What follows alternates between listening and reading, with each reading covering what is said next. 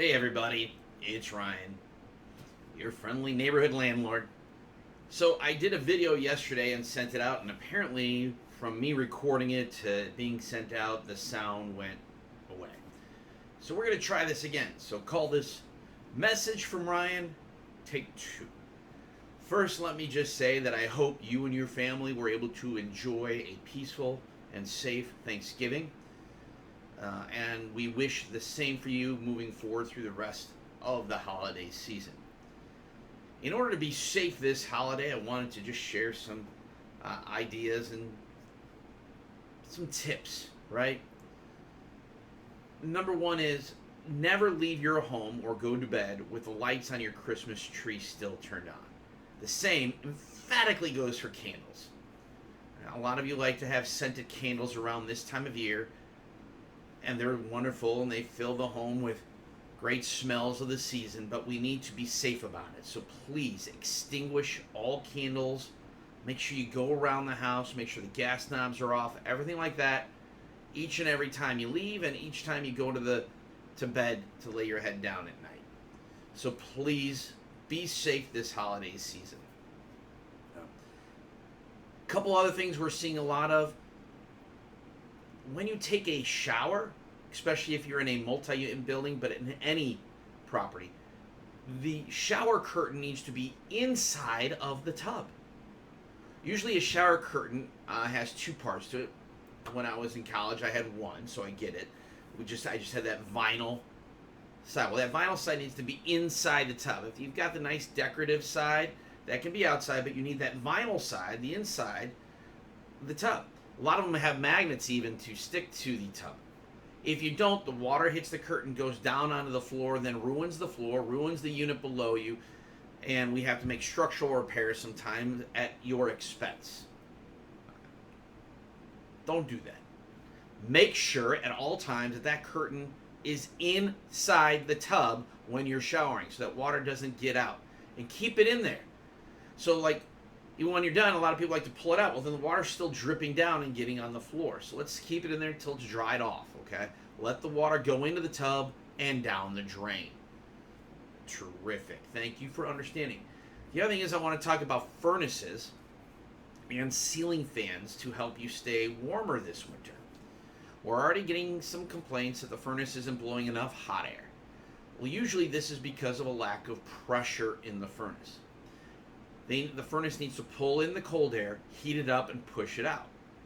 In order to pull in the air, your filter can't be filthy. All right? It cannot be filthy. It's like clogged. It's the same thing if you think about a mask. It is filthy. You don't want to be breathing that in and out. Okay, so we want it to be more like a screen. I highly suggest the low, cheap-end filters, just enough to grab the larger particulate that's going to go through the air. That way it really doesn't matter which way you put the filter in. If you get the higher-end filters that are supposed to be better for you, it makes the furnace work harder, and the amount of particulate they catch really isn't that much greater than the low-end ones. But if you do go with those higher-end filters, there's an arrow on the filter trim, usually the cardboard around it, that says which way the airflow should go. It should always be pointing into the furnace, into where you know the blower is, because that's where the air needs to go in to get heated up and go out. Right? So if you pull that furnace filter out and it's clogged, think about how hard your furnace has to work to get the amount of air in to get going. That's going to increase your gas bill, it's going to increase your electric bill, and it's going to make your house feel colder. So it's imperative you do that. The other thing is to check your ceiling fans. If you have ceiling fans in your unit, in your home, most of them have a little tiny black switch on it. So you have the fan blades, like this level, and then there's like a box here. There's usually a little black switch to just go up and down. That'll change the direction of the spin, the rotation of your fan blades. Okay. This is where you're going to get a little lesson. Imagine this being your fan blade. In the summertime, you want it spinning so the air hits it and goes down. Hits it and goes down. In the wintertime, you want it the other way. You want to spin so the air is pushed up, so it pulls the cold air up, pushes it into the ceiling, and shoves the hot air out and around and down, encompassing the entire room.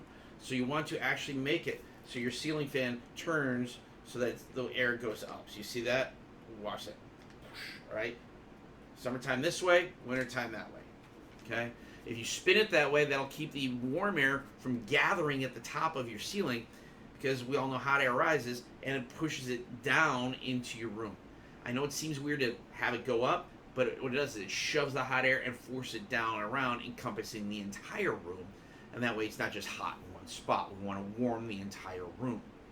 If it's warm in just one spot, it doesn't touch the thermostat, which kicks your furnace on again and again and again, drives your gas bill, your electric bill, and you still don't get the warmth throughout the entire place. So if you have a ceiling fan, flip that switch so that it rotates so that the blades, when they swing, are actually making the air go up. Okay? You can talk about clockwise, counterclockwise. People get confused by that. I just say make the air go up. Now I need to talk to you about those of you who live in our multi-units and apartments, especially on Fifth Avenue. Parking.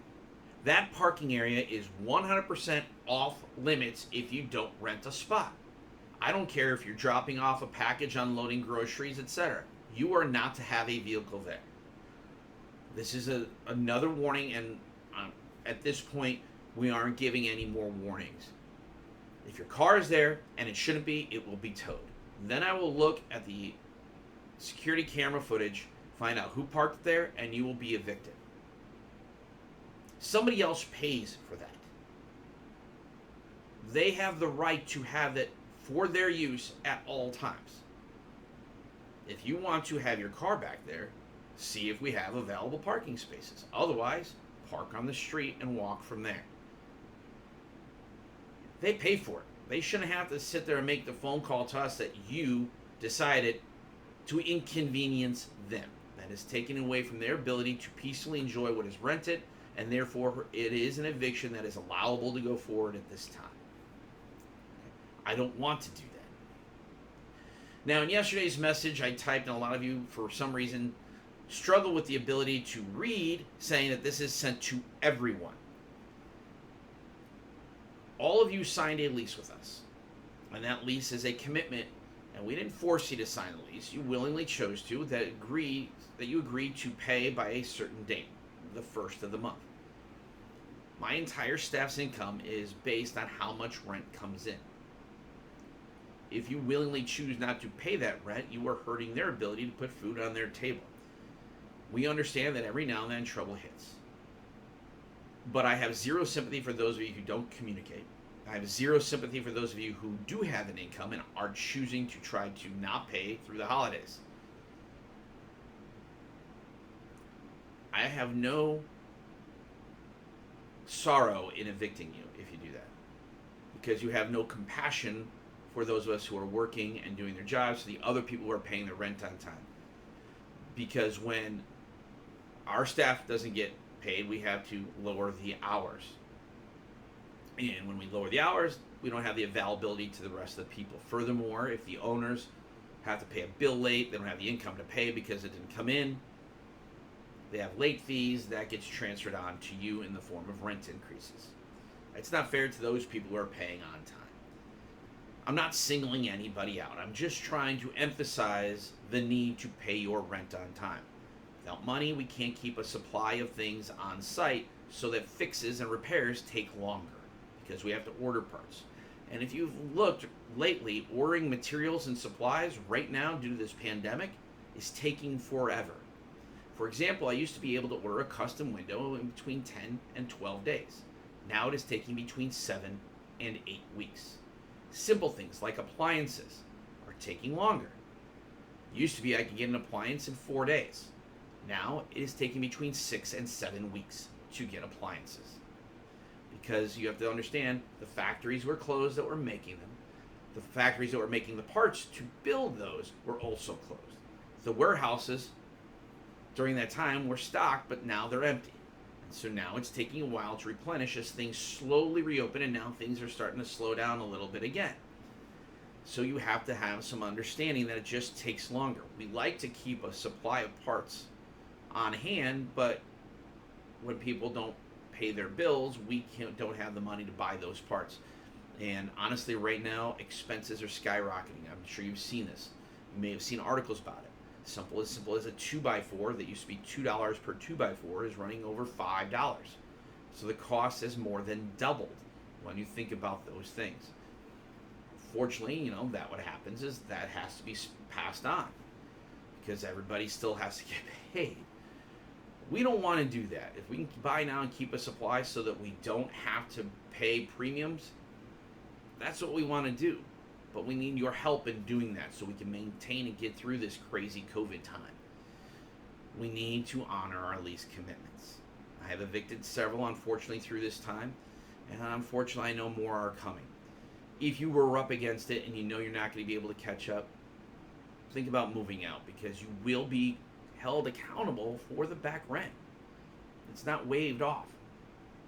Our mortgages that the owners have to pay aren't stopped. The insurance doesn't stop. The taxes haven't been stopped. So you're going to be held accountable for those. So rather than having that balance just grow and grow and grow, and we will come after it, let's talk about options. Let's talk about what is the right thing to do. We can work together through this. So again, let me just recap. Have a great and happy holiday season. Please be smart and be safe. Let's make sure that the lights on Christmas trees are turned off at night and when you're leaving the unit. I did pest control and found several that were turned on. One unit had 3 or 4 candles that were burning and no one was home. I blew them out. Let's make sure we don't do that. When you're showering, make sure that that shower curtain remains inside the tub, not dangling on the outside, because water hits it and falls to the floor. It doesn't go down the drain. It damages the building, and if you're in a multi-unit, it can damage the person's unit below you. Let's make sure that happens. The shower curtain must be inside. It needs to be pressed against the walls so that way it encapsulates and seals. Okay. Furnaces, we talked about. Make sure you have a good, clean furnace filter. They're very, very cheap. Look at the numbers on the side of the one that's in your filter now. That's the size you need.